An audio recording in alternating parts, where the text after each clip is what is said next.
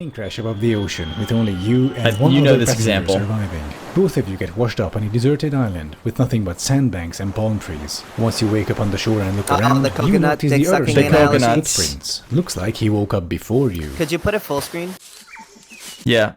I like As it you full explore screen. the island, you find him sitting on a huge pile of coconuts. Turns out, while you were Jeff unconscious, Bezos. he went around and collected Yeah. every single coconut on the island for himself. Coconuts that you would also need if you don't want to starve. Of course, you could go and try your luck catching some fish along the shore, but according to statistics, 9 out of 10 starved fishermen end up dying of hunger in the end. The coconuts are your only realistic chance at survival. So you ask him, can you give me some coconuts, please? And he says, sure, I can give you some coconuts. If you suck my dick. What, You is are sex faced work with a not real conundrum. work? Yeah, seriously. Dick.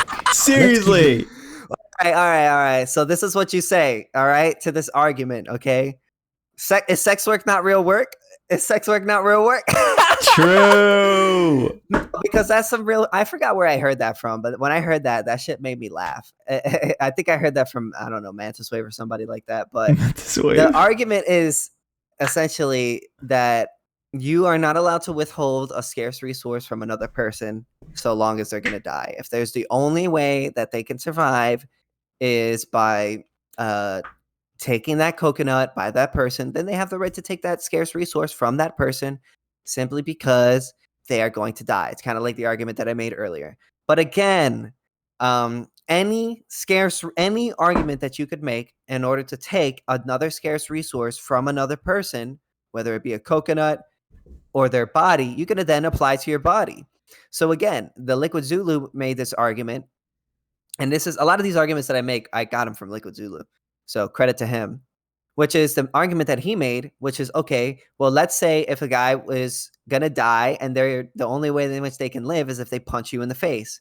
Or are you morally obligated, to give him that thing? Or to let him punch you in the face? Are you allowed to exclude the use of your body, the scarce resource that is your body, from the other person? Now, most of them would say yes. But if you do run into like a utilitarian person, that would say, that person would be allowed to punch that other person. Then you would basically move on. And there was another analogy that I ran into with another person, that because they are basically also making the argument that you were responsible for that person's death if they die, from not giving up that scarce resource. So a lot of people will make this argument against me, which is like, oh, well, then let's say if you had to steal a penny in order to save like the world or something from it blowing up or some chaotic situation, would it be immoral for you to take that penny? Now the answer is yes, of course it would be immoral for you to take that penny. And the reason why is because the person who owns that penny has the right to withhold that penny from you. That other person that is blowing up the world because you're not taking that penny, you're not responsible for that other person's actions. You may be, you may be like, some person maybe say, oh, your actions caused that thing, but that's irrelevant. What matters is whether or not you're morally liable for that action. So if you say, I'm not going to steal this penny, right, in order to save the universe, it's not you that's blowing up the world, right? It's that person that's blowing up the world. Like another example. Sorry, I'm giving example after example because I want to make this as clear as I can. Keep building them. Keep going, bro. Yeah. So another example is, let's say there's a person that comes up to you and says, if I'm going to rape you, and if you don't let me rape you, I'm going to rape 3 people, right? So are you responsible if you say, no, I don't want to let you rape me? Are you then morally responsible for that person raping that 30 other people? No, because that person chose to rape those other people. So therefore, you're not responsible for the actions in which they commit. And that also applies to nature as well. If another person is going to die because you don't want to withhold the scarce resource in which you own to that other person, you're not responsible for that. You're not causing that action. That's not your responsibility. The only person in which you're responsible for is yourself. Well said. Well said indeed. So that's, again, there's this stupid dick-sucking coconut argument that I hear over and over and over again. So what I do is I just flip it on them, because in the end of the day, they don't actually really believe this, because the same people who tout this argument are here in the streets screaming sex work is real work, sexual transactions for money or for other scarce resources. There's nothing wrong with that. That's a real transaction. But at the same time, if you have to suck a guy's dick in order to get a coconut, all of a sudden, that's coercion. Fuck out of here with that shit. Sorry. Yes, sir. And actually, so it's interesting, because I would take a different approach to this scenario. And I think this is it's cool to have me and you, because I think we both agree on the same thing, but we have different ways of like implementing our ideas. For you, you're a much more strict and rigid person to the law.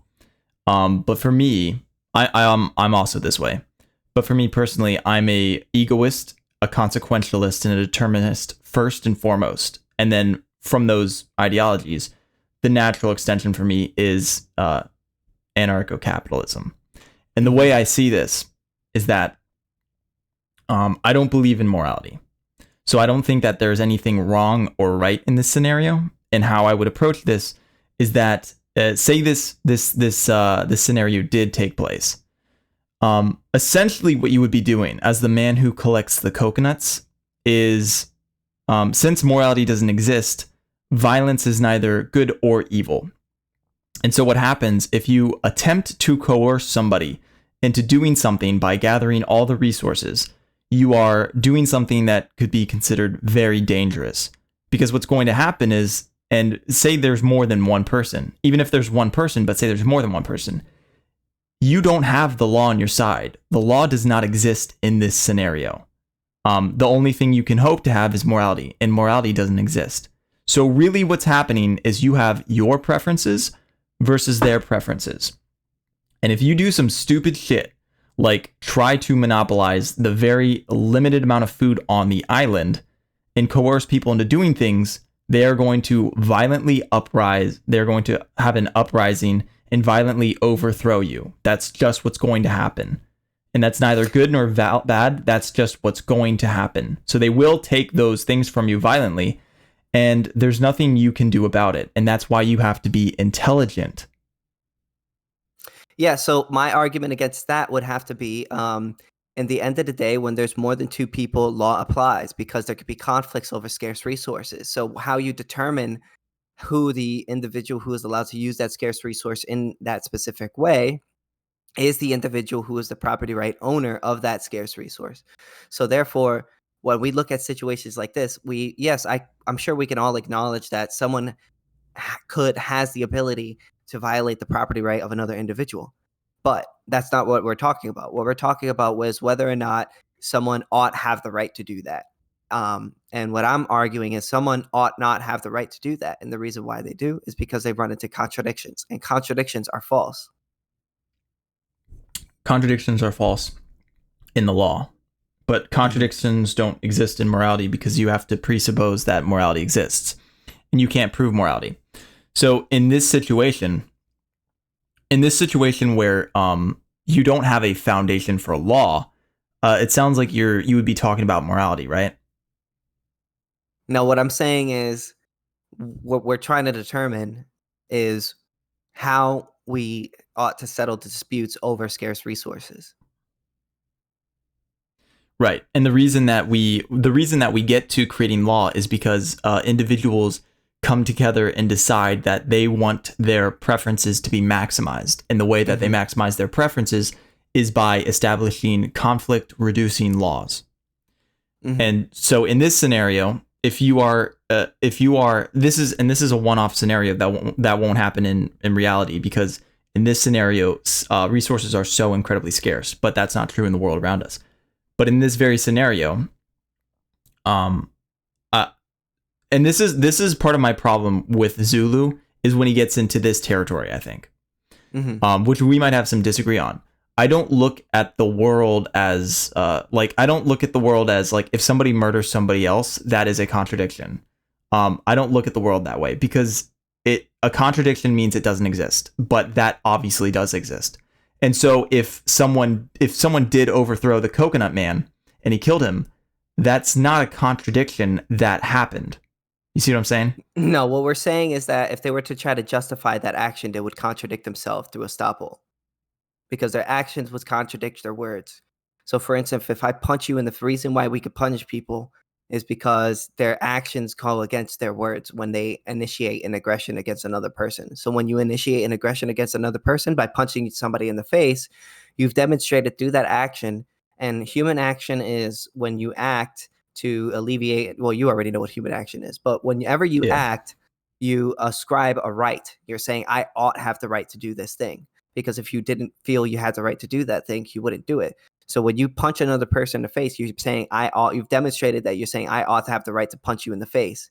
So, punching in the face is an acceptable action. So you would be stopped, or you would contradict yourself if you were to argue against being punched in the face by another person, because you've demonstrated through your actions that you think that action is an acceptable one. Okay, so how would this carry out? So in this situation that you do kill the Coconut Man, would you say, so you've demonstrated? Would you say that this is morally wrong or legally wrong, or what would you say?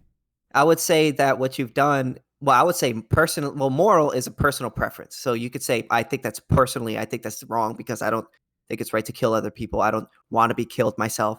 But legally, I would say, yeah, that is absolutely, because what you've done is you've demonstrated through your actions that you believe that murdering another person is an acceptable action through your actions. So if somebody were to come, you could no longer, without contradicting yourself, and I'm not saying contradicting yourself in the sense that it doesn't exist. When I'm saying contradicting yourself in the sense that your actions are going against your words, essentially. They're contradicting each other. You know what I mean? So two both can't be true at the one claim. So if you're going to drop your claim, you must allow that person to retaliate against you in the way that you did to them. Okay. So that this is interesting. I would say that your actions presuppose your words. So I would say that your actions carry your true intentions, whereas your words are your preconceived intentions. So I would say that absolutely. I would say that when you act, that is the truth. And then when you speak, that's not always the truth, but it can be the truth. Yes. So that's why we use estoppel, because your actions have, so like if I punch somebody in the face and then I say later, hey, I don't think punching is an acceptable action, it would be a contradiction, because your actions have already, well, like you said, your actions speak louder than your words. Exactly. But so that wouldn't be that would be a contradiction in your words, but your behavior would be the truth, right? Well, it depends on what you mean by truth. By your true preferences. It would be your true preferences. Well, yeah, your behavior be your true preferences. You're demonstrating your true preferences through your actions. Because if you didn't prefer doing that thing, you wouldn't do it.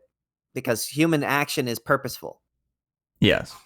So your words would be the things that are wrong. So if you did like arrive on this coconut island and you started to negotiate with the man, you are establishing that you believe in negotiation as you know, via argumentation ethics. But if you attack the man, this means that you were never a good faith negotiator in the first place, meaning you were fraudulent. You're demonstrating that you think that killing is an appropriate action, as you rather kill as opposed to, or aggress as opposed to making an argument. So if that person were to then aggress against you, you would be stopped through your actions, because your words would be contradicting your earlier actions, and we believe your actions are what really demonstrates your actual preferences. True, but when you say the word is stopped, this has a legal meaning. That means that everybody agrees on the law, right? No. A stopped means that is another way of saying, is a legal term for doing something that contradicts your earlier actions. Correct. So in a legal framework, if you would have estoppel. If you murdered somebody, you couldn't then defend yourself in a negotiation scenario of not being murdered, because you're stopped from arguing that you cannot be murdered because you already defied that expectations.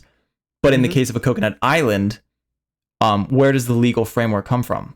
Don't two people just have differentiate? Don't they have contradicting legal frameworks?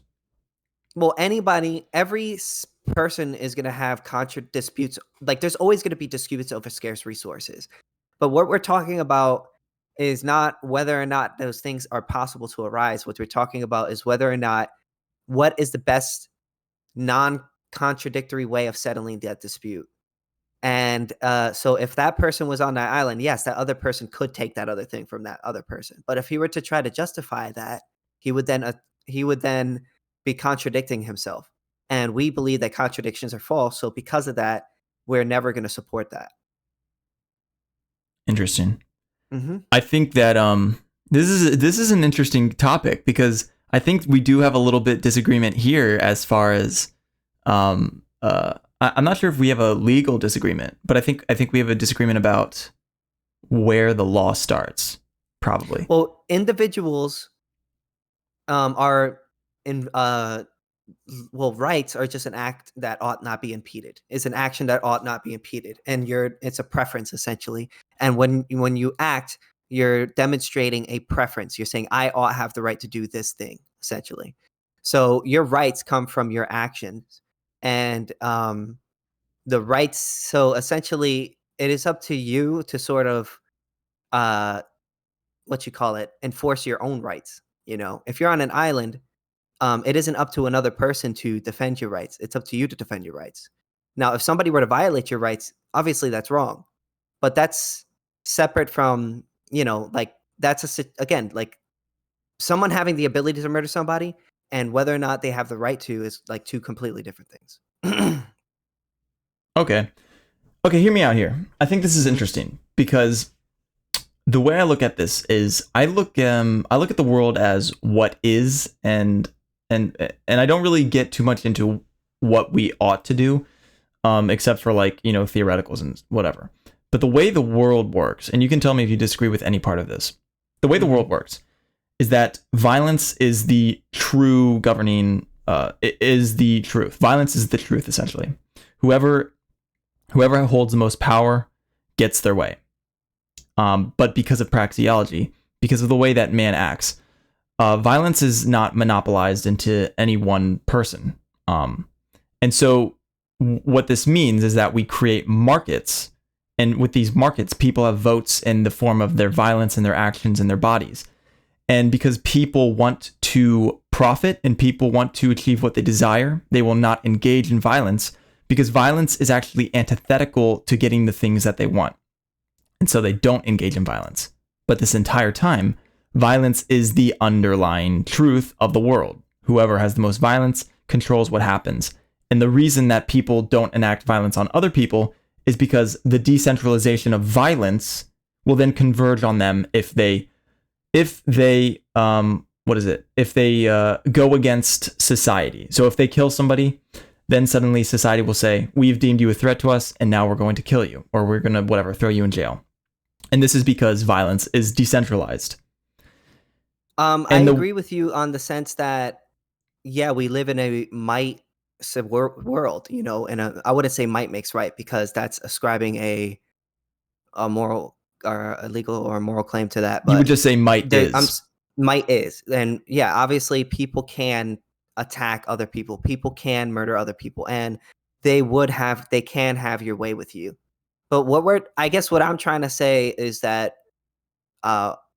do people have the right to do that? That's really what I care about in the end of the day. Yeah, because we could sit here and observe the reality and yes, people can murder other people, yes. But should people have the right to do that? Do they not? Do they run into contradictions when they do these things? And what I would say is, and I think we've agreed on this in the past, humans don't have intrinsic rights. Rights are granted by the law. And the reason that this is to reduce conflict and for everybody to maximize their preferences. That's why rights exist, so that people can maximize their preferences. So rights don't exist outside of the law. But what happens is when society comes together, they will naturally create rights so that they can all maximize their preferences? I would say rights come from actions and their preferred actions in which you're allowed to do. So for instance, like by using your body, you're saying I have the right to this scarce resource. By acting, you're saying I have the right to do this. So it comes from your actions, and it doesn't come from, I don't think it comes from law. Law is just a way in which we figure out how to settle disputes over scarce resources. And assigning property is the individual who wins out in that dispute. Not to be semantic, but that's how I would put it. Interesting. We definitely have to talk about this some more later. Yeah, at some point. We could get back into the video if you want. Yeah. Very interesting stuff. This question in mind for later.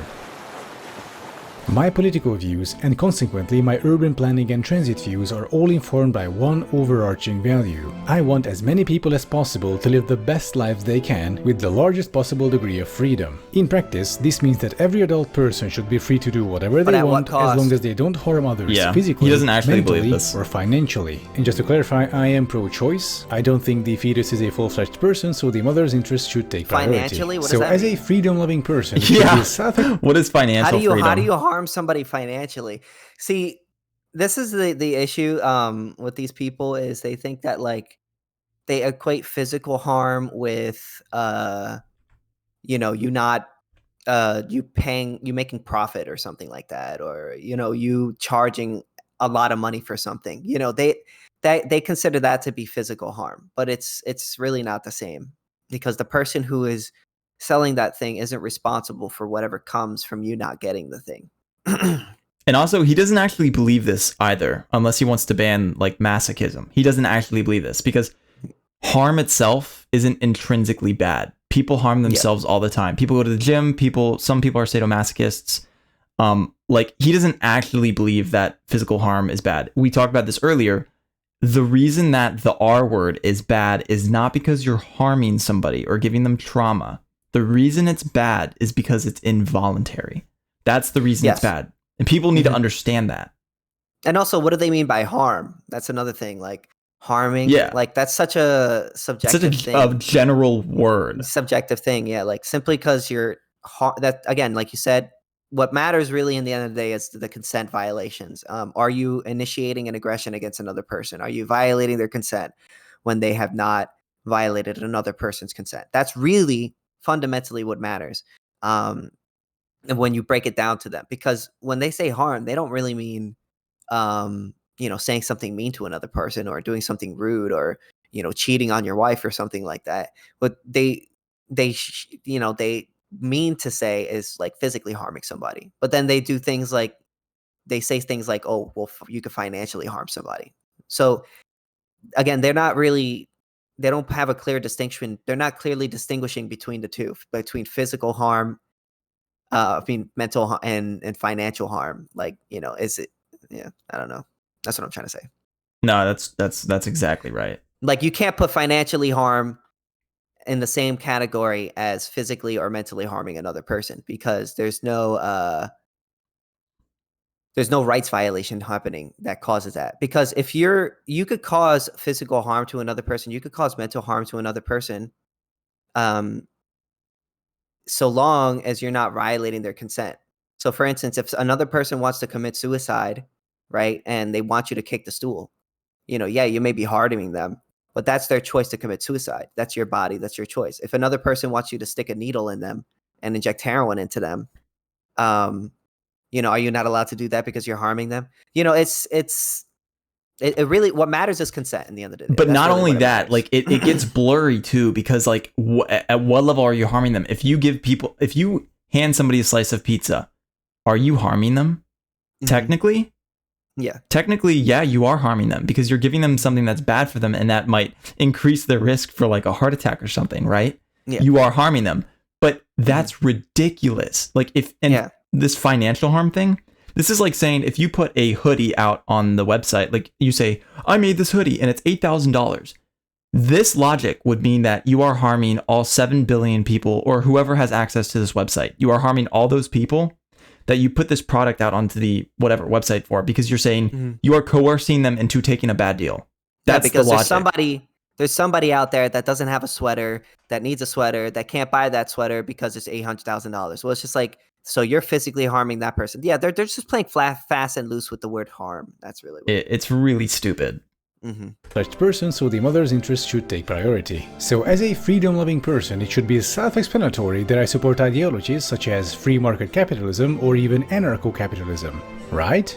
So what do these two ideologies entail? In a free market capitalist system, the economy operates with very little to no government intervention. Now keep in mind that we're only talking about the markets here. In every other aspect of life, the government can be very much repressive. For example, even totalitarian dictatorships can be free market, or at least lean towards it. In contrast, anarcho-capitalism is a system without a government, or at least a centralized institution able to effect coercion on you. Everything is left up to the free market and the people's self-organization. And I'm here to make the case that within a short amount of time, both systems would devolve into a horrifying authoritarian dictatorship. But how come these two ideologies would bring about the exact things they are designed to alleviate, namely oppression and coercion? Let's take a look, first at free market capitalism. And my question to you is your workplace democratic? And by that I mean, do you as an employee have a say in how your workplace is run? Well, not really. Okay, why does that matter? You're not the owner of the business. Why does that matter? Like, and even like, why do they think that's going to make things more efficient? Do they really think that workers, like your average worker, is going to have the know-how on how to run a company the same way as a business owner does? That's literally their fucking job. I don't understand where these people get this like from. Like that, our workplace has to be democratic. Like, what's so special about democracy? These people don't actually believe in democracy. Because if you were to put 10 people on an island and they voted to rape somebody, does that then make it okay? No. No. None of these people actually they don't believe in democracy. Yes. None of these people believe in democracy. Let's say you live in democracy and they voted to, let's say you work in a workplace democracy and they voted to ban gay people from that establishment. Would that make it okay? No, that wouldn't. From their perspective, it wouldn't make it okay. From our perspective, we wouldn't care because we're ANCAPs. They could discriminate from whomever they want. But from their perspective, I think they're going to say no. They're going to say no. Oh no, they can't discriminate again. So what these people are trying to say is the workplaces should be democratic unless they do things that I don't like. The company should be run in the way that I like it. And if they do something that I don't like, well, then they shouldn't be a company. It's very arbitrary. It's very stupid. And they don't actually believe this. None of these people believe this shit. It's nonsense. No, they absolutely do not believe this. And if you think about how ridiculous it is that, like, first of all, you can't make a distinction. You can't make, besides a legal one, you can't make a distinction between a business and private property. There is none. There's no distinction between a business and private property. It's one and the same. A business is somebody using their private property in order to make a profit. And this can be anything as small as a lemonade stand all the way up to like fucking Apple, okay? Like the company Apple. It can be any of those things. Yeah. But the thing is, at some arbitrary line that these people decided, at some arbitrary line, it suddenly becomes a business where it must be democratic. If we were to use this logic and test it, what this would mean is that people are owed other people's private property all the time. Like there is no line. You can't draw a line where however amount of private property you have is allowed to be taken from other people. You don't have a definitive line, and that's why this is just wrong. Yes, absolutely. Again, and none of these people actually legitimately believe this. It's completely arbitrary. They don't. And you know what? The funny thing about this is we live in a mostly capitalist nation. I mean, I would say crony capitalist per se. Corporatist. But corporatist. Yeah. You're right. Corporatist or crony capitalist, whatever how the word. But you could start your own business and do it in this exact way right now. You know what I mean? In an anarcho-capitalist society, there would be nothing, so long as there's no rights violation, of course. There's nothing stopping you from running your business in this way. There's nothing stopping you. But the issue is the way they want to run businesses is not as profitable. It doesn't generate the same wealth. It's not as good of an idea. So therefore, they have no choice but to force it onto business owners. They have no choice but to cramp it down. It's like when the like East, like the one part of Germany and the other part of Germany and the Berlin Wall, they had to force people to stay within that country, because if not, they would run to the capitalist country, because their way of running things was just so inefficient that people just didn't want to be a part of it. People didn't want to do it. You had no choice but to force people into that system. And that's the thing that we disagree with. We don't think it's right to force people to do things they don't want to do when they have not initiated an aggression. And that's really what it always comes down to. These people want to force people. It's an institutionalized violation of private property rights, as Hoppe said. Exactly. It's ridiculous that these people are so against slavery and then at the same time for slavery. It's ridiculous. Yeah. It's contradictory. Really, right? Yeah. Maybe in like a very small business, but even then you don't have any say in the meaningful decisions. Like if there's, say, 5 of you working at a small restaurant as waiters, you can ask the owner to, for example, rearrange the tables a bit, because right now the layout is super inconvenient to navigate with a bunch of plates in your hand, but the outcome of that request is still completely determined by the goodwill of the owner. They can say, yeah, sure, how do you want to organize the tables? Or, nope, sorry, the layout is good the way it is. And it's not goodwill, it's profit. So what? But like, so what? It's not your business. Also, you don't have to work there. Yeah, That's exactly. the problem with these people. Like you don't have to work there. Like, why are you coming into a restaurant that isn't owned by you and expecting, and then coming around and being like, oh no, I think we came up to a vote and I think we should put the tables in this way. It's just like, you don't own the fucking business. It's not your business. And hey, listen, if your idea is a good idea and he doesn't implement it, that's his loss. You're not getting harmed at the end of the day. You're still going to get paid your paycheck in the end of the day.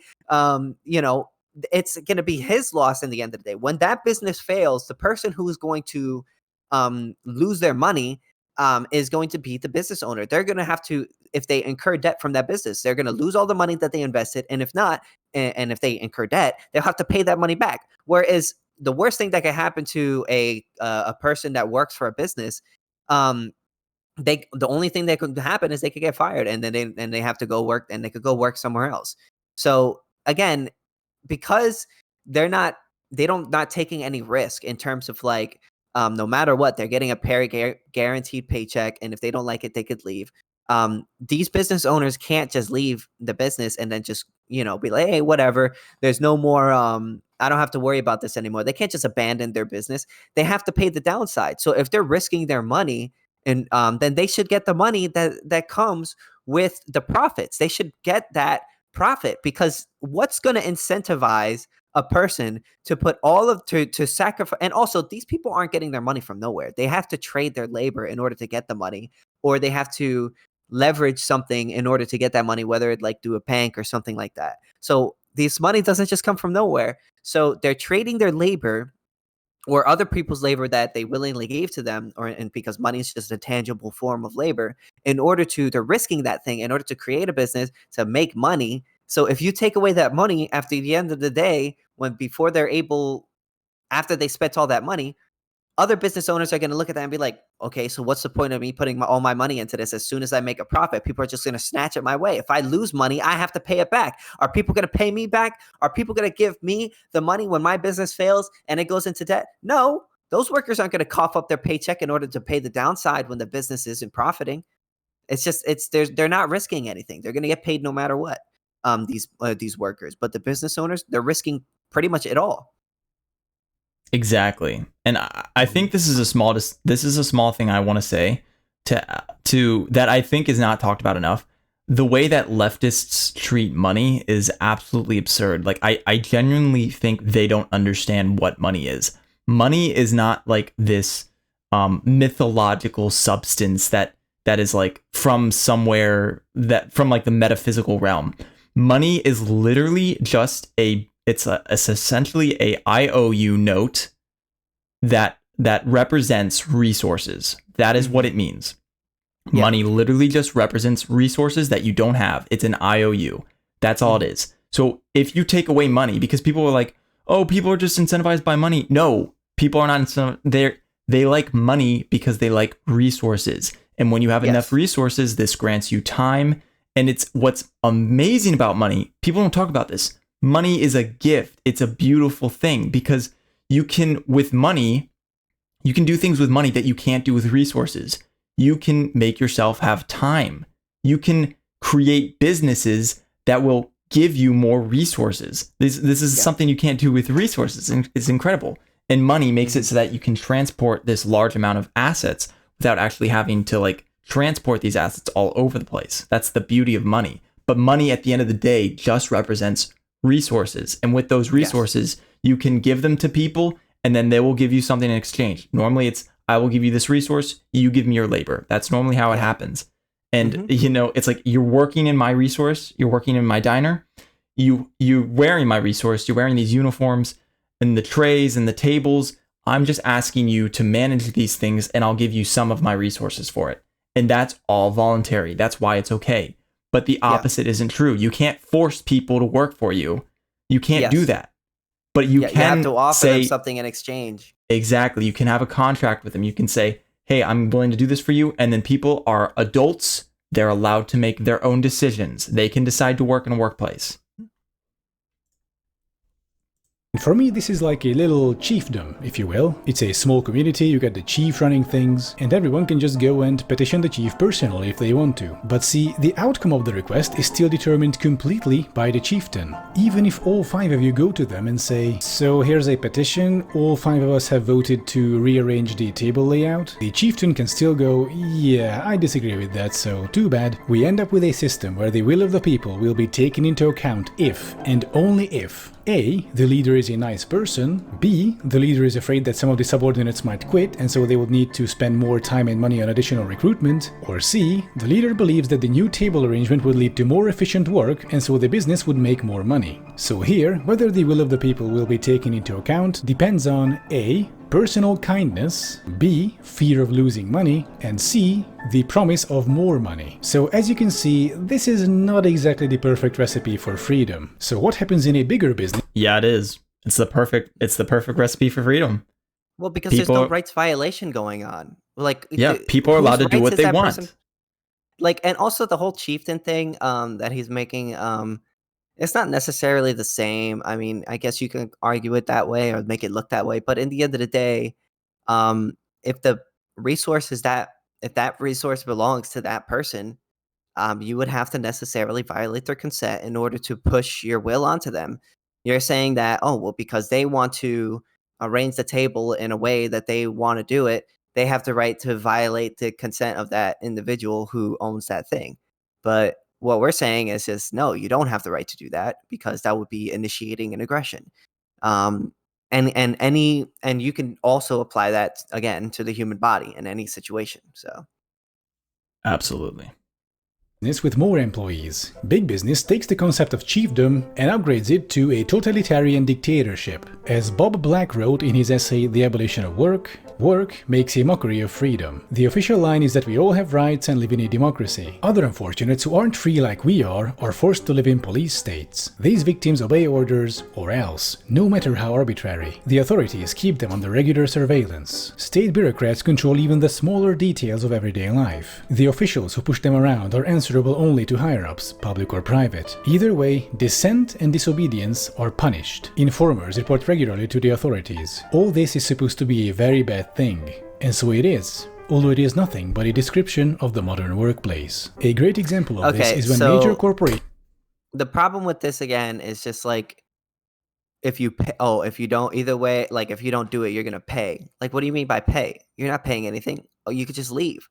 If I feel like I sound like it's kind of the same argument that a lot of these people say about the government. If they don't, like, whenever we say that the government is unconsensual because it violates property rights, because it doesn't own the land in which it owns, a lot of the arguments that they make is like, oh, well, why don't you just leave? Just leave, Yeah. And the argument that and this is literally, and the reason that what distinguishes our argument from their argument is that we have a way of settling disputes across the board, and that isn't arbitrary, and we follow the non-aggression principle, so there's like no rights violations, whereas it like on them, I'm sorry, I messed that up. What I was trying to say is that the distinguishing between our ideology and their ideology is that the person who came upon the property in which you could kick or which you choose to stay there is the actual owner of the land in which he is inhabiting or he is controlling, whereas the government is not the owner. And how we distinguish from the owner from the non-owner is by who got their property, whether it be through homesteading or voluntary transaction, or when it comes to land, it's like in bordering or something like that. So that's basically the same argument that they throw at us, but we actually have a justification for it. But when we throw that argument at them, they don't really have the same justification. They can't claim that the government is the just owner of the land, but because that would then make it okay for them to violate people's consent, and then it would go back to the body and all these other really fucked up situations. So again, they don't actually really believe this. And there's no rights violation in a voluntary transaction. This is two people that are coming together and are choosing to work with each other. If you don't like the owner, and if you don't like the company that you're working for, you can voluntarily go in your own land and buy it and do your own thing and start your own business and run it better than that other person. And that's just how it is. Like, I think it's kind of weird how I don't know. Like, it's just they're playing fast and loose with like harm and disobedience. They are doing that. Punishment. And the thing I've noticed, which I don't know if I've heard Michael Malice say this before, but there's this saying that goes something like, every single critique of capitalism is a critique of the status quo. Mm-hmm. And what this means is that capitalism in itself is not a bad thing. The bad thing is scarce resources. The bad thing is the pain of life. These are all things I agree with leftists. These things suck. Yes, it sucks to have to work. It sucks that, your body is degrading and it's not healthy. It sucks that, you don't win the genetic lottery. Like, there's so many things about life that sucks. But this isn't a problem with capitalism. This is a problem with life. Yeah. We have scarce resources, and capitalism is simply the best use of scarce resources. We can't do anything about scarcity. That's just the way it is. So it's like every single critique of capitalism is just a critique of, I don't want to work anymore. I don't want to show up to a job I don't like. I agree with that. It sucks to work. It sucks to have to get out of bed when you don't want to. But that is a problem of life. That's not a problem of capitalism. Yeah, the only claim that we're making is that other people don't have the right to force other people to do things that they don't want to do. If you don't want to work, well, I'm sorry, well, then you don't get the fruits of other people's labor. If that one person wants to keep their labor, the things in which they buy, whether it be food or this and that, they don't have the right. You don't have the right to take that thing from them simply because you have this weird thing where you just don't want to work. Yeah, like I hate having to go to work every day. Well, I actually like my job, but some people, they don't like to go to work every single day. But at the end of the day, not working isn't going to get food on the table. Somebody has to work. Somebody has to create this stuff in order for us to enjoy it. So if no one's creating that stuff for us to enjoy it, then we're not going to enjoy anything. So yeah, exactly. And 1,000, 2,000 years ago, if somebody cuts down a tree and makes a log home, you are not owed that log home, and it's no different today. Yeah. Nations try to prevent workers' unions from forming, also known as union busting. A practice that is illegal, mind you, but they still do it anyway. For example, have you heard about this company called Tesla and its owner, Elon Musk? And to quote from a Vox article titled "Elon Musk Broke US Labor Laws on Twitter," Tesla tried many different tactics to stop workers from forming a labor union. Tesla workers distributing pro-union leaflets in the parking lot in their time off were harassed by 3 security guards. A supervisor later warned them that they could be fired for distributing those leaflets. Summoning the organizers into his office, Elon Musk illegally tried to dissuade the workers from forming a workers' union. And, as leaked emails have shown, the HR department tried to put the organizers into management so they won't be able to organize a union on the factory floor. And then, once again illegally, wait a minute. Whoa. Okay, so in the end of the day, that company doesn't have to hire you. If they don't want to unionize their business, right? They don't have to do that. You shouldn't be allowed to force a business to unionize. If they see that you're unionizing and they don't like that, they have every right to fire you. There's no rights violation. All I'm hearing from him is it's illegal, so therefore it's wrong. Well, if raping somebody was legal, would that make it right? No, that's not an argument against, like, what is he doing wrong? And also another thing is he's saying right here that the organizers that were organizing against Tesla, he hired them as lead roles. Why do you think he did that? He did that because he wanted their perspective on how to run the company in a better way. So he was, if anything, he didn't have to fucking do that. He could have just said, fuck you guys, get the fuck out of here. Well, I mean, I know it's illegal, but I'm saying, like, I believe that he ought to have the right to say, fuck out of here. If you don't like our fucking business, if you don't like the way we're running shit around here, you don't have to fucking work here. So in the end of the day, he didn't have to fucking do that. And also, he doesn't, and if he wants to fire them, he has the right to do so, because you're not violating another person's rights by not wanting to work with them. If you don't want to work with another person, you don't have to. If you don't want to hire a person, you don't have to. You're not violating their rights by not associating with somebody, especially if they're trying to unionize. And again, like he hired them. There's a reason why he did that. He most likely did that was because he probably wanted to hear them out and be like, hey, how could I make this company better? You know, a lot of companies don't do that. You know, if they had the right to, I mean, a lot of companies, if they had the right to, they would probably just fire them all and say, fuck all of y'all. So to me, this makes me look at Elon Musk in a better light than it would make him look in a bad light, because he hasn't violated anyone's right. If anything, he placated to them. Yeah, pretty much. I mean, like, at the end of the day, it's like you said before, it's like we've been saying before, it's like it's his private property and they agreed to go work there. And he, I forget what he said. I think he said they were like trying to unionize. If they're off the clock, Elon Musk can't stop you. His security team can't stop you from unionizing. They can't do that. If on your own time, because while you're on the clock, you're not on your own time. If you're off the clock and you go unionize, you're allowed to do that. And also, he's also allowed to fire you if you do that. Yep. Because that's in his best interest, and creating a union is in your best interest. So again, it's people's interests colliding. And we cannot let one person force their will on another person. Elon Musk has his property, you have yours. If you don't like how Tesla's running things, you could run your own Tesla. You can make your own Tesla company.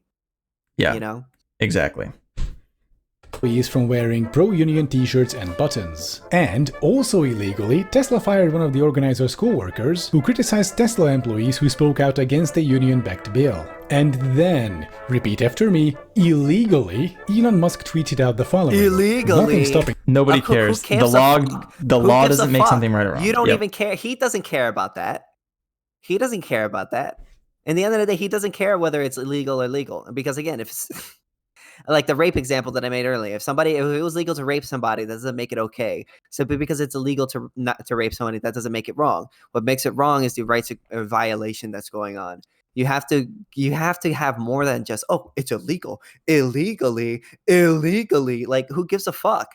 Sorry, go ahead. Nobody cares. It's like nobody cares. I hate the appeal to law so much because I hear it so often, and it's one of the worst logical fallacies. It's like, what's your justification for this being wrong? It's illegal. Oh, how is a law established? Democracy. Oh, okay. Well, then I guess it's okay if we democratically agree to do certain things that we shall not say. But slavery is okay because we voted on it. It's like, it's ridiculous. No, the law is not a justification. Democracy is not a justification. Absolutely. None of these people believe this. None of them. They don't. Tesla team at our car plant from voting union. Kudos for tomorrow if they wanted, but why pay union dues and give up your stock options for nothing? Our safety record is 2 times better than when the plant was UAW and everybody already gets healthcare. Okay. In other words, nothing stopping the peasantry in our kingdom from enacting democracy. Kudos to tomorrow if they wanted, but why get your head chopped off for nothing? Oh my god. See, I just think it's so stupid, bro. It just makes me laugh because it's just like, come on, guy. Come on. Are you kidding me right now? So he's trying to say that basically Elon Musk is a king and he's forcing those people that, and all the workers are just a bunch of peasants, and he's forcing those people to work. The difference between, like, obviously the difference between a company and a peasantry is those people who are the peasantry they don't have the option to just leave. They don't have free will. They're slaves. Don't have free will. They're slaves. So, yes. So like this whole idea that also, they could just say, oh, well, it doesn't matter, whether it's nature or another person, you're still forcing them to work. But again, you can't hold a person responsible for what nature does. You can't hold a person responsible for enslaving another person. So therefore, a king, you can hold them responsible for what they do to the peasantry because they're literally enslaving them. They're claiming their body without their consent. But that's not what Elon Musk is doing. He's saying, hey, I'm going to pay you for your work. If you don't like it, go work somewhere else. That's not an option in the peasantry situation. So like, again, it's just such a stupid ass fucking argument that a lot of these dumbasses make. I hear Vosh make this argument all the time. Oh, well, it's just you're a peasant and it's a king. The CEO is a king. It's just so stupid, bro. Yeah. The key word here is consent. That's the word. That is the word. Yes. Law and order is 2 times better than when kingdom was under Louis XIII, and we already have the code Louis.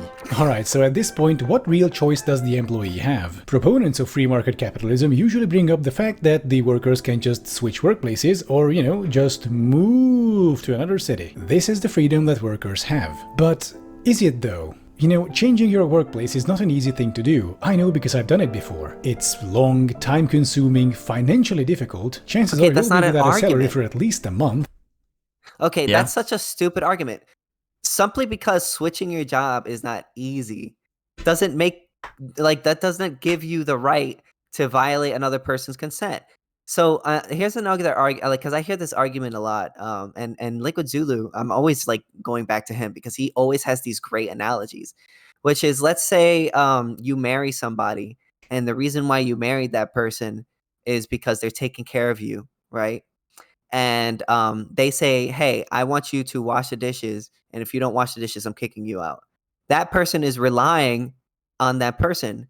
And would that be coercing? Would that person have the right to say, no, you must stay married to me and could take care of me because me leaving this house and washing the dishes is hard. It's really hard. So therefore, I have the right to your labor because, it's just so stupid because you don't have a right to another person's labor simply because it's hard to do it on your own. So that's why the person who is married, it's tough luck to them. If they're not willing to wash the dishes in order to gain the resource that married person is giving them, well, then I'm sorry, you don't get that thing. That person isn't obligated to take care of you because taking care of yourself is hard. Life is hard. I mean, it's just how it is. Though we live in a world of scarcity. You're not owed another person's resources simply because it's hard. And these people don't believe that, because I could give them going back to that situation. If they actually held it to their logical conclusion, they would have no choice but to say that woman should be forced to stay married to that guy, because by kicking that guy out, he would have a harder life. But obviously they don't actually believe that, so therefore they're not being consistent in that argument. And by the way, sure, switching workplaces is hard. I don't disagree with that. But you know what's harder than that? Not being allowed to switch jobs at all. Which, guess what? You can't do in a socialist and communist society. You're not allowed to switch jobs, right? Or if you are, there would be absolute chaos and it would, it would crumble. So they would have to force you to work at a certain job and you can't switch jobs. That's just how it would be. In capitalism, you are allowed to switch jobs. Absolutely. Not to mention how stressful it can be. Not to mention, the older you get, the more difficult it will become to get hired. I know people personally who try to change their jobs in their mid-40s. Despite them being super qualified with ton of experience, in a booming job market, it was still super difficult. Also, what if there's nothing for you to do in your area? What if you live in some small town in some flyover state with like one Walmart and 2 other workplaces, and you want to quit your current job because your employer wants to cut your salary to $5 per hour and increase your work hours to 16 hours per day, because under free market capitalism, they are allowed to do that. Trust me, there's a lot of things corporations would do under a free market system, like violating your privacy online or offline, or selling off your sensitive information for money. Speaking of which, today's video is sponsored by with all that's, I love this. Okay, and I'm gonna explain to you why I love this, right? Capitalism, baby. I love this, right? He's sitting here being like, companies can take advantage of you and take your money, your information without your consent. So here's a free market solution to this issue. Yeah, exactly. Hire a VPN. Yeah. Yeah. Oh my God. Like, does this guy even hear himself? What the fuck is like? Does this guy fucking hear himself?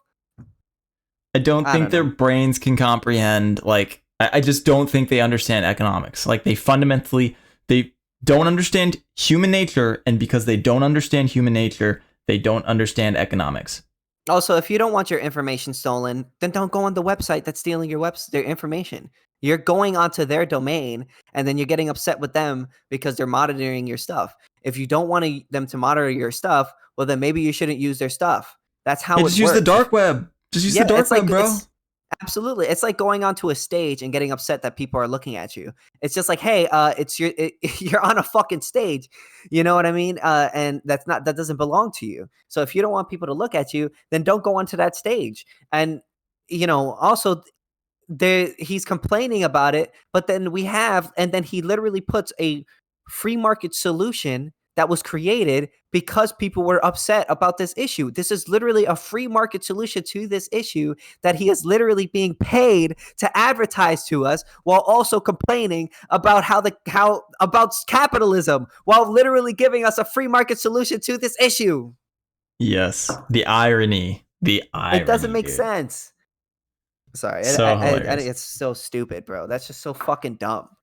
Yep. If you've been getting scam texts like these, it was... Yeah, pay us. All right, let's see. According to proponents of free market capitalism, if you are out of options, your main recourse is just to move to a different city. Now, of course, this can be a fine solution, but we cannot ignore just how destructive it can also be. Moving to a new area can be hugely stressful. I know because I've done it before. Not to mention, if you move from some flyover state, let me ask you this then. Sorry, I don't mean to interrupt too much. Go ahead. But you keep this is the same argument that they make towards us. If I were to ask him, what if you don't like the socialist system that you're under? What is he going to say? What if you don't like the job that you're working, the socialist job that you're working at? What if you don't like the democracy that you're working at? Then what? At some point, everyone says, just move. You know what I mean? There is no system in which you could just stay put wherever you want and use up everyone's resources without anyone ever telling you that you have to contribute something. At some point, someone is going to have to tell you to contribute at some point. And at some point, if you even a socialist is going to tell you that if you don't like the government that you're under, you can just move. So I don't see why this is a bad argument against us when they use literally the same argument against us. So this is pretty much just like whataboutism. See, the difference between us and them is we can actually justify it. That's the difference. We can actually explain why it's justified to say just move, because the person owns their land and they didn't violate a person's consent in order to get it. So therefore, if you don't like it, you can leave. You can't say the same thing with the government. The government doesn't own the land in which it's on. It simply claims the land and then says you must pay. It's not the same. But anyways, they would use that argument towards us if we made an argument against their state.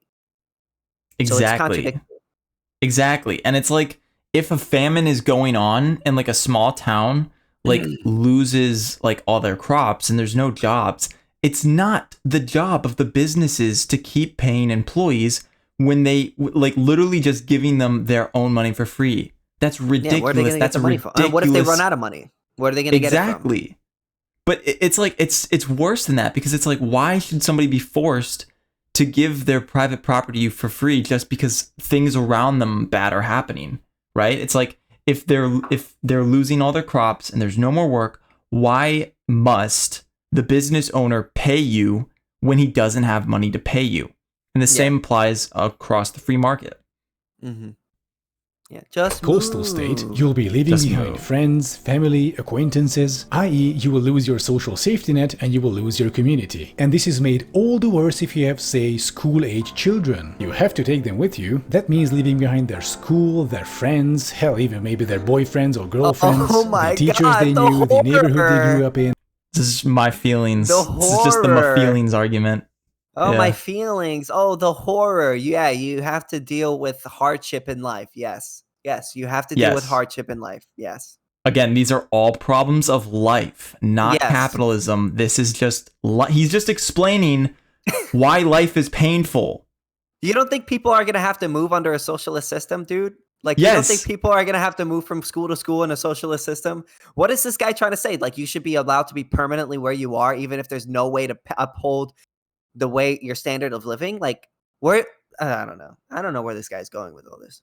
It's ridiculous. It's again, every critique of capitalism is just a critique of the status quo. It's a critique of the world. The world sucks. We get it. Yes. But capitalism can't change that.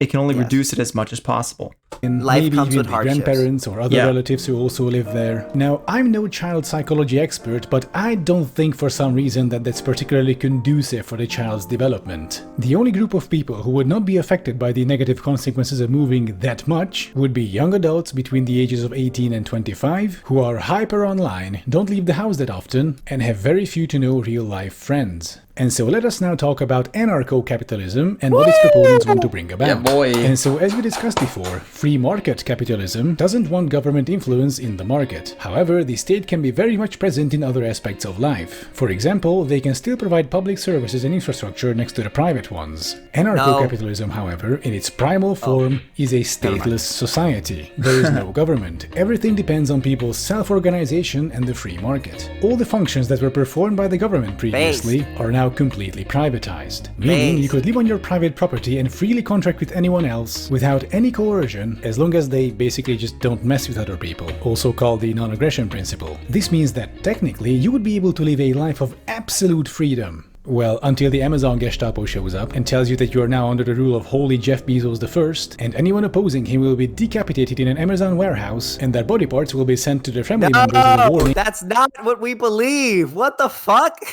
This guy literally argued. Okay, you're allowed to vote, and you're not allowed to initiate aggression against another person. Again, this is like the argument that we made, that I was kind of making earlier. We're not talking about whether or not, yes, somebody has the ability to violate another person's rights. Yes, other people have the ability to violate other people's rights. Okay, I'm sure we all agree to that. Yes, Amazon could, or some large company could come in and kill you. But that doesn't tell you whether or not the system is ethical or unethical. You have to attack whether or not our system is unethical or unethical, because you could make that same argument under a socialist system or a democratic system. So, for instance, let's say a fascist government were to come in and take over a democratic government. Would that then mean that democracy is a flawed system simply because it was able to be taken over by another larger system that was more unethical than that system? No, obviously they wouldn't say that. You could say the same thing about socialism. Let's say a capitalist, and they make this argument all the time. Oh, let's say a capitalist nation succeeds and overthrows a socialist nation. Does that then make it socialism no longer a good ethical system? Well, obviously not. So this whole argument that like, when anarcho-capitalism happens, Amazon is going to come in and violate people's property rights. Yes, there could be a chance that a large company could do that, right? But that's separate from whether or not our system is ethical. Is it right to violate another person's consent when they have not violated another person's consent? Is it right to have a system that literally creates aggression, that creates conflict, that generates conflict? Or is it better to have a system that avoids conflict? That's the only problem. That's the only argument that us anarcho-capitalists believe. Exactly. And what he's doing right here is he's bringing up the beloved, the divine warlord example. Leftists love the warlord example. They love the capitalist warlord example. This has so many flaws in its arguments. There's not even, like, we could create an entire video, and we should, of why the warlord example will never work. There are too many defensive barriers that the warlord example could not possibly get past. And people who make this example fundamentally misunderstand human nature. That's all there is to it. They fundamentally misunderstand human nature, and that humans are profit-seeking individuals, and that they will avoid conflict when they can. And especially companies will avoid conflict when they can. If we had no government, no. Giant companies would not become warlords. It would not happen. They are held accountable by their investors and their consumers, and that is just a fact. Also, another contradictory thing that I kind of realized is what they're saying is that it would be wrong for a organization to come in and force individuals to pay into a system that they don't want to pay into. They're saying that's bad. That's a bad thing. Well, I hate to break it to you, but that's literally what socialism is. That's literally what a state is. So you know what I mean? They're saying that this thing right here that it could possibly happen, that's a bad thing. That could happen under an anarcho-capitalist system. So therefore, anarcho-capitalism is flawed. But what you're saying, the bad thing that you're ascribing is the exact system is in which you are advocating for. What we're advocating for is to get rid of that system, to get rid of a state. We don't want states running private companies or being, controlling everything. What we want is private companies offering services to individuals that you could exchange for, goods and services on a consensual basis. That's what we want. Also, let's say an Amazon were to rise up and do the exact same thing in a socialist society. Would that then again make socialism a flawed system?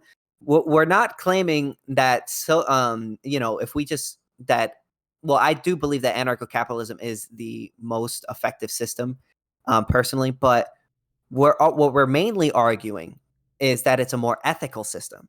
That if we moved away from non-aggression, it's just simply a much more ethical system, and it's good because it's more ethical, and that's what we believe. Yeah, true. I would actually take a different position because you already understand my base position, which is, and this is why I think anarchists can be consequentialists. Like, many people can be virtue ethicists or deontologists like yourself, but for me personally, I'm an egoist, and while it's true that everybody is an egoist, some people can choose not to engage with that. And as an egoist, I want what is best for myself, and what's best is for myself is my freedom and the freedom of the people around me. That is what's true. That is what's best for myself. And using that, you can therefore justify with your own preferences why an effective system of freedom is the best for you. So yeah, that's my justification. What matters to me is, like, you believe in the non-aggression principle, and you don't stray away from it under any situation. And that's all I really care about in the end of the day. Yeah, exactly. We agree. The main thing that we need to agree on is a legal framework. That is it. That's what we need to agree on. Yeah, the non-aggression principle. Yep. in boxes with same-day Amazon Prime delivery. But hey, if you don't agree with this, you'll be perfectly free to start reciting the non-aggression principle until the firing squad officer tells you to shut the fuck up and keep digging. So I believe by now all of us can start seeing the problem, that's the fatal system flaw at the core of free market capitalism. The involuntary system. He's literally admitting the system that I'm advocating for is bad, and if that happens in your system, that makes it a flawed system. Well, it's just like, but that's literally the system in which you're advocating for. So you're attributing a flaw to our system that literally you're advocating for. That doesn't make any sense. Doesn't. And consequently anarcho-capitalism. Both ideologies seek to increase the power and influence of institutions that are autocratic in nature. Traditional corporations are set up like dictatorships. The owner has absolute control, and the subordinates can only hold the owner accountable through a government, which in the first world is a parallel, democratic, more powerful power structure, and so it can hold the corporate autocratic power structures accountable. If you get rid of it, then the only game remaining in town will be the autocratic power structures, meaning they'll be the ones with ultimate control. In free market capitalism, they'll control the economy. So I want to say real quick, it's hilarious that he's saying that we need a government to hold corporations accountable, because it's like, I bet this guy would also say that who holds the government accountable? Oh, yeah. The people do. The people do? You're saying that the people hold a more powerful institution than all the biggest corporations. The people can hold this thing accountable, but they can't hold accountable these much weaker decentralized institutions. That's what you're saying. Yeah, and he doesn't actually believe that, because if the people were to vote for something he disagreed with, he wouldn't support that neither. Again, these people don't actually hold their beliefs to a logical conclusion. They're going to say, oh, well, I think that the state should regulate businesses. Why? Okay, so then who controls the state? Oh, the people control the state. Okay, who controls the people? Oh, the state controls the people. Well, who controls the state? Oh, well, the people. You know what I mean? It's circular. It's a circular. So like, both can't control each other. One has to be the prevailing one. Which way do you believe we ought to settle disputes over scarce resources? Through the people or through the state? If the people are inverse, okay, well then, if the people are in charge, okay, well then, let's say they vote to enslave somebody. Would that make it okay? Oh, no? Okay. Well, then what's the state? Well, the state makes a law to enslave somebody. Would that make it okay? Oh, well, no. Okay. Well, then none of these people actually believe this shit. It's just rhetoric. It's just a bunch of, it's being, again, playing fast and loose with the words.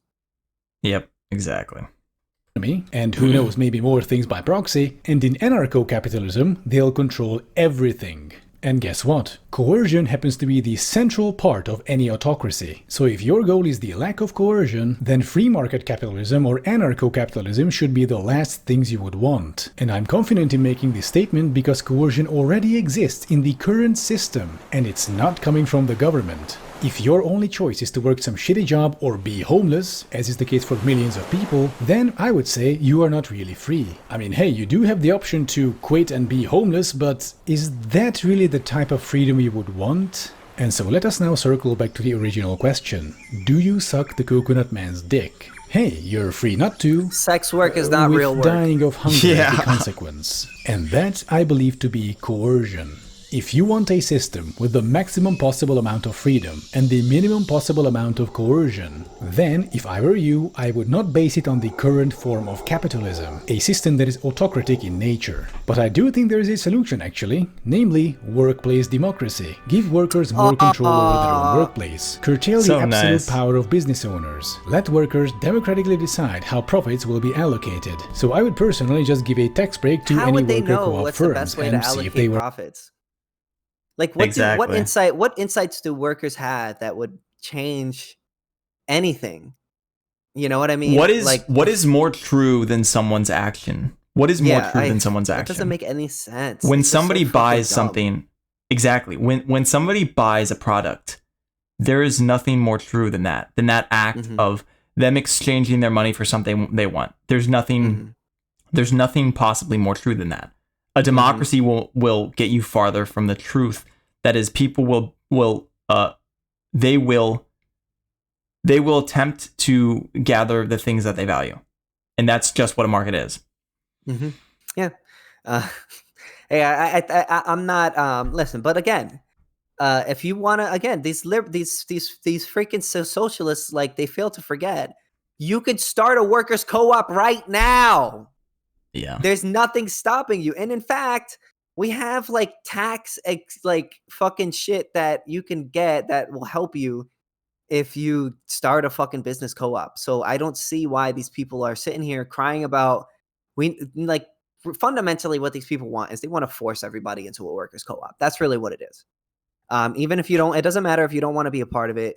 You know, if I want to work for, this X company that's just a normal run company, they're saying you do not have the right to do that. That's really what it is. It comes down correct. To like at the end of the day, the communist just wants to violently force you to work in the way they want you to work. They want you to be their slave. Yeah. It's kind of like, you ever seen that one picture where it was like there's like there's a girl and a guy in a bed, and it's like, I consent, and then someone kicks down the door. I don't. Yeah. You know what I mean? Like, I've never heard of that. That's hilarious. Yeah. So that's so funny. That's basically what these people are doing, Oh my god. Oh my god. There was something he said earlier here that I wanted to point out. But yeah, replay it if you want. I need to replay it so that I can remember what it was. Statement because coercion already exists in the current system. Okay, I remember. This idea of second-hand or second consequence harm is incredibly absurd, and the reason for this, I actually made a video on this, where the thing is, if we should hold people accountable for all the second-hand consequences they do, meaning that a first-hand consequence means something you do immediately and it has an immediate impact, but the second-hand consequence would be the thing that is consequence of your action. So a second-hand consequence would be like, you're buying a pair of slippers on Amazon, and the second-hand consequence would be that the slippers were made by a slave in like China or something. Mm-hmm. And this idea that if you were held accountable for all the secondhand consequences, you would be a horribly vile person at the same level as the worst people that have ever existed on the earth. If we held you accountable for all your secondhand actions. So yeah, any person that owns an iPhone would basically be held liable for all the actions that other people committed in the making of that iPhone. Yes. By virtue of the absurd conclusion of secondhand accountability, it just can't exist. Because if that were to be true, like everybody would have like war crimes. Like everybody would be sentenced hundreds of years in prison. Like everybody would be, because everybody's accountable for slavery and everybody's accountable for rape and murder. They would be accountable for all these secondhand, thirdhand consequences. You can't have it. It doesn't operate in reality. Yeah, because you're not the one initiating the aggression. You're not the one that initiated the aggression to get that thing. It's one thing if you're aware, like it's one thing if you're egging it on and you tell somebody to do something, right? But simply buying something that may have had a harm in along the chain of that thing being done doesn't make you responsible for that act. The person who's responsible for that act is the individual who commits the act. Correct. Exactly. Okay. All right. Well, we did. So that's hilarious. We did 2 hours. Wait, I don't think it was finished. Well, we got. Do you want to watch the rest? Yeah, I mean, we can if you want.